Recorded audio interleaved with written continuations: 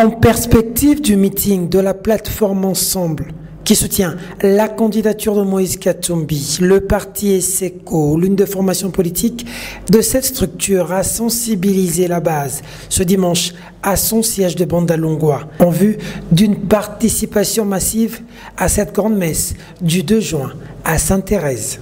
Adam Bombole Intoli. Nous avons besoin de publicité. Tous les Quinois, la Massina, la Wapi, Aïbinga. Et la Congolais, Aïbinga, avant, nous sommes là au deux de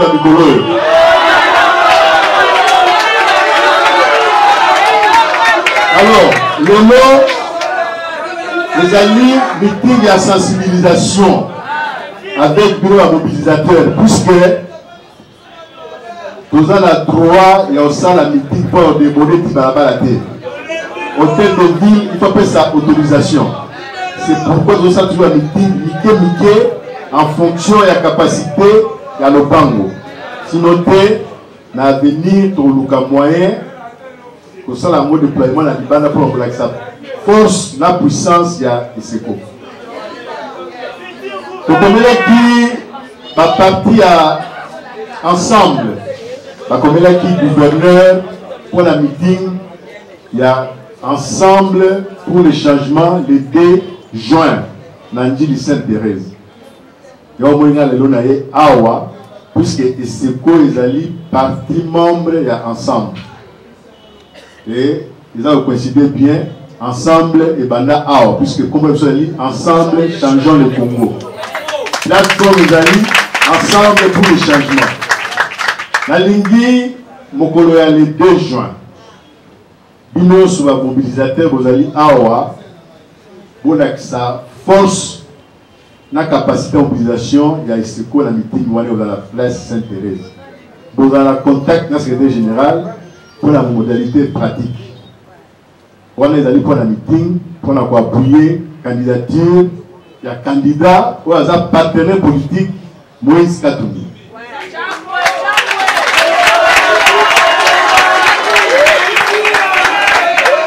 Parti à Rousseau, les amis partis à respect, ils ont compté sur ma gêne.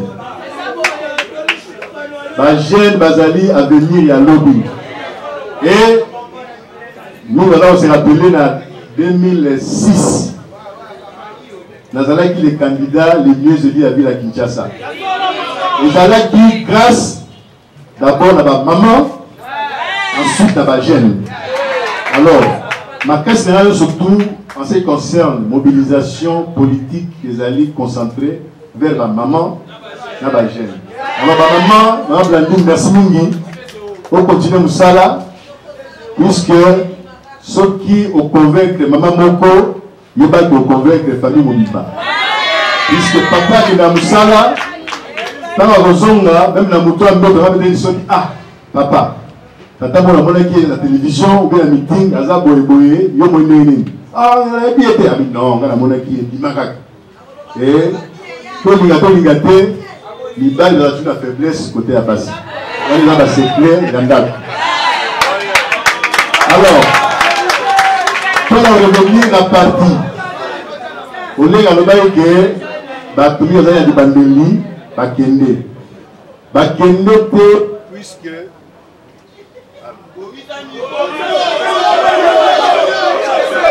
Alors. Bakende, puisque. Pour bien Bango. Bakende, puisque Bazalaki n'a caca, mais implication des alalités. Vous savez, à partir de la bénévolat, nous sommes se reposer d'abord au départ na Nicolo Yamapeka Moko, président. Ensuite, quelques collaborateurs ont fait sa soutien pour le Liboso.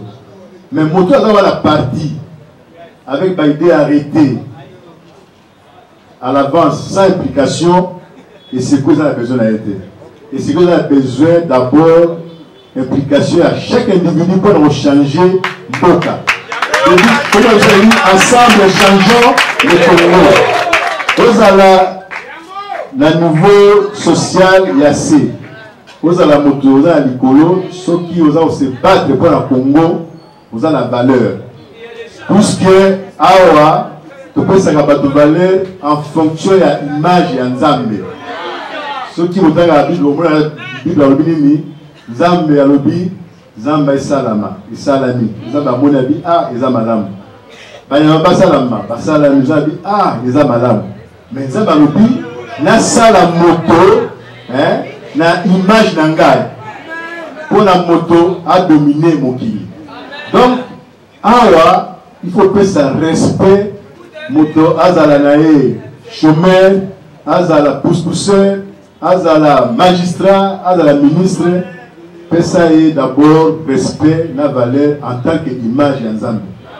La ligne beaucoup de ça on a quatre ya mentalité pour un truc de liboso. Tous à la différent n'a pas parti à injure. Ah ils ont parti à injure. Tous la différent n'a parti à mapeka. Ah, ils ont parti à pégater. Zamba Lobi, nous qui dit ça, nous allons en tomber.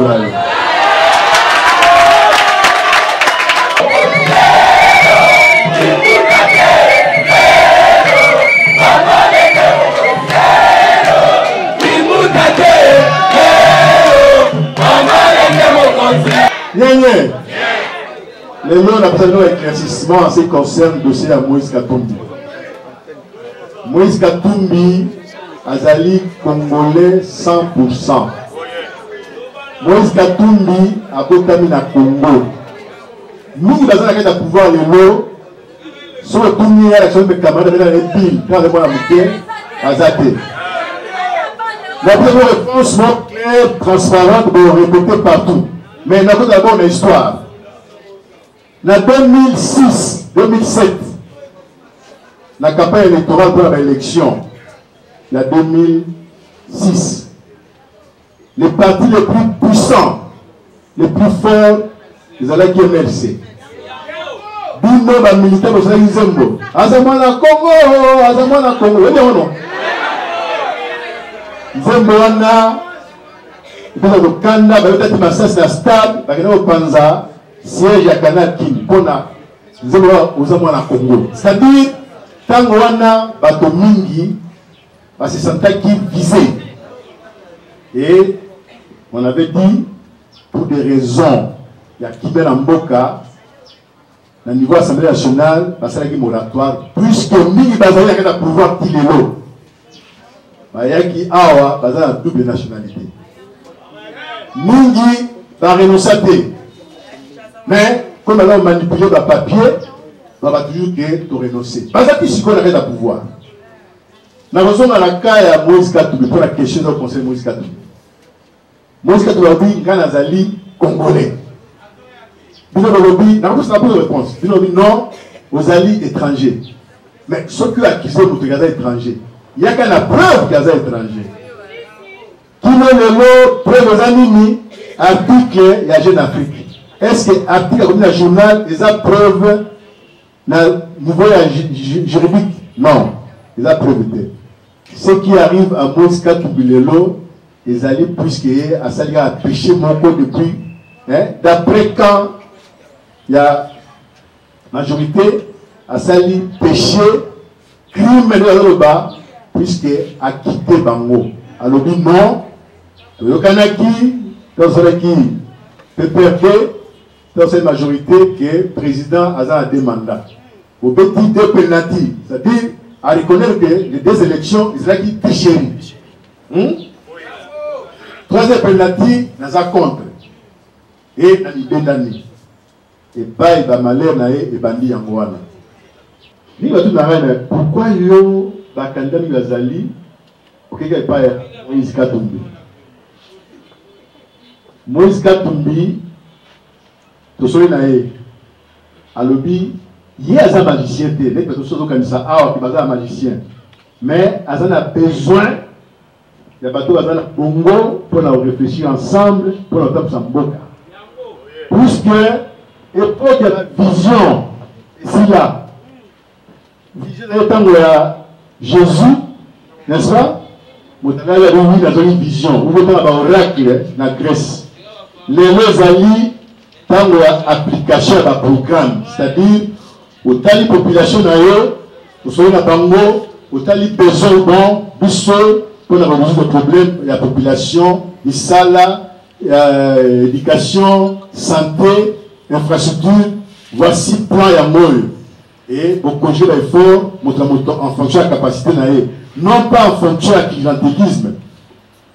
À Tibana Naé, au Salim Moussala.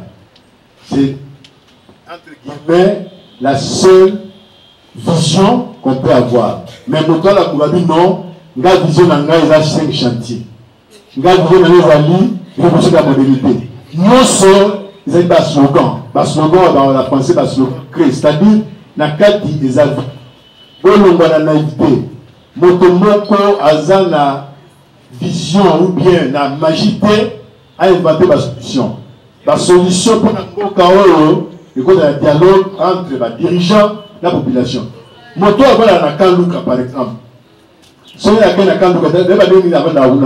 la situation à Balabala, la situation à l'hôpital, la situation à Balabala, rien.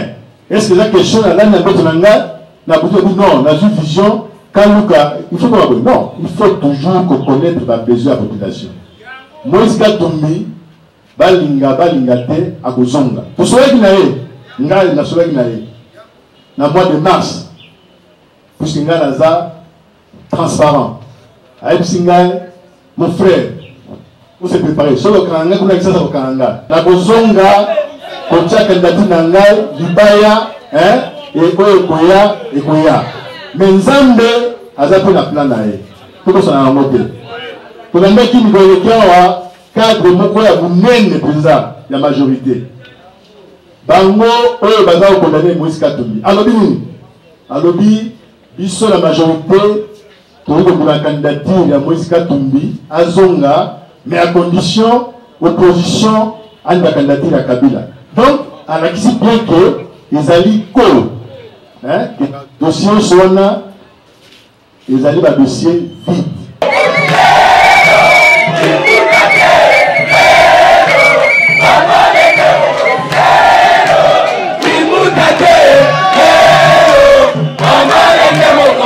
En rapport avec les élections, le président de l'ESECO dresse un bilan macabre du régime de Kabila. En ce qui concerne l'élection, ils ont prévu le 23 décembre. Mais les voisins basés au Sala Nyoso pour freiner l'élection Salamate. Parce qu'il a triché déjà 2 ans. Ils ont mingi. Et pour moi, ils ont Kobinda. Balabala, ils ont soupé, la classe platée, ils ont salité partout. Donc, pour un changement, il faut une élection. L'élection, nous avons 3 niveaux d'élection. Élection présidentielle pour notre président de la République. Bisso, nous avons la candidate à l'élection. Pour nous avons la candidate à Bisso, Moïse Katumbi. N'est-ce pas? Pour l'élection, il y a des députés nationaux. Oui, il faut force ensemble. Il y a des députés pour orienter, pour diriger le programme du gouvernement. Donc, il y a tant d'élections et c'est coupé et aligner quelques candidats dans la députation nationale. Dans le cadre de la transparence, dans le cadre de l'égalité hommes-femmes, et pas la injustice et athées. Et puis, nous allons dans le 3e niveau, élection, il y a les députés provinciaux. Au lieu de ambition à Bisso, il y a d'abord gouvernorat. Pour avoir gouvernorat, il faut avoir des députés provinciaux et belés. Si on a des députés provinciaux, Mingi dit qu'on va voter gouverneur. Mingi, dans un mauvais souvenir, il y a 2007, il y avait une élection, quand il y a un candidat gouverneur pour la compte de MLC. Balobi, voilà, MLC, ça une trahison, va voter dans le l'été. Non. Makambo élection, les alliés, Makambo Binen. Sur 48 députés provinciaux, MLC a 22 députés. C'est-à-dire la majorité relative. Celui-là, il y a la démocratie.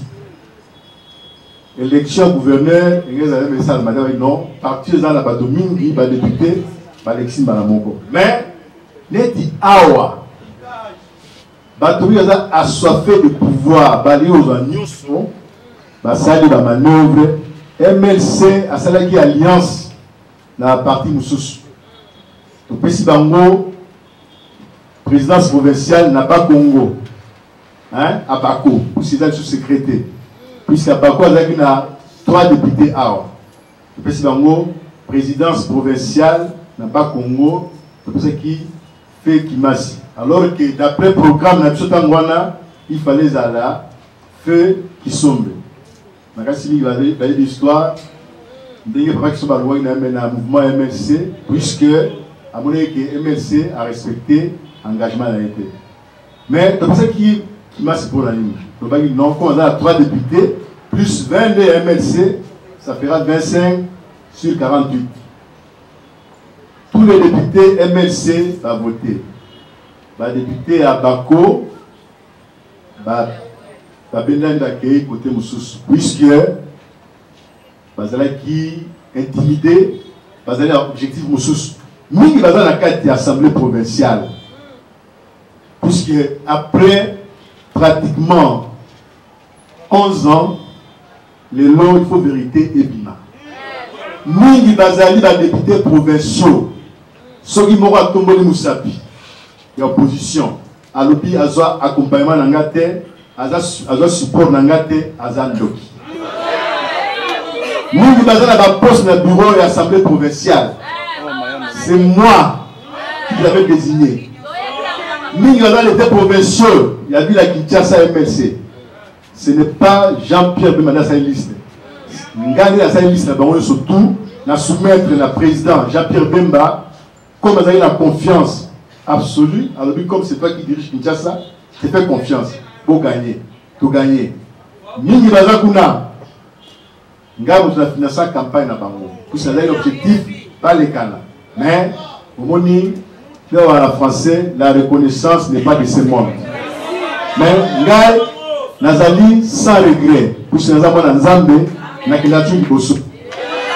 En 2011, le candidat, pour la petite explication, Thomas Louaka a corrigé, ils ont trahison. Ils ont qui, Boyo Kani, Katinangai, le président Bemba, na batteur sur MLC.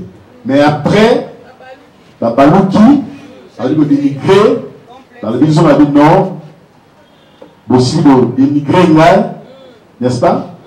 Non, il est Bosso. Mais, Batonio sur la télévision Tangwana, pour nous dénigrer, que l'on voilà à Dabombole, à Kizamoto à Kabila, à Dabombole, à Lebo à Kabila, Bazal et Morapi. Bazali na ya Kabila. Oui, à la opposition, Natangwana Kaka, Gaïmoko. C'est-à-dire, Balubaka, le Kouta, il y a un ascenseur, hein, de et Banaka. Voilà un peu quelques explications. Mais, la vie, histoire, ils allaient prendre la conversation de la leçon. Ils allaient prendre pour regretter. Avec Nzambe, sous le juif, gouvernorat à la ville à Kinshasa, puisqu'il y a un programme de gestion. Ils ont un programme de gestion à gouvernement pour gérer Kinshasa, Bakinois, Bakinois, dans un misala, dans un environnement propre, avec des classes, dans un pan. Ils ont la tête de la cas, chaque 1 an ou chaque 6 mois, par la télévision, les Libanais a payé 100 bancs. Dans le Congo, il paye toujours la Baya, toujours la Toza, pour le lycée dans le Boko, tous les Kabaton, il y a 7 ans pour l'école. Les Amakaboya sont. Mais, changement, les arbres dépendent de la bidon.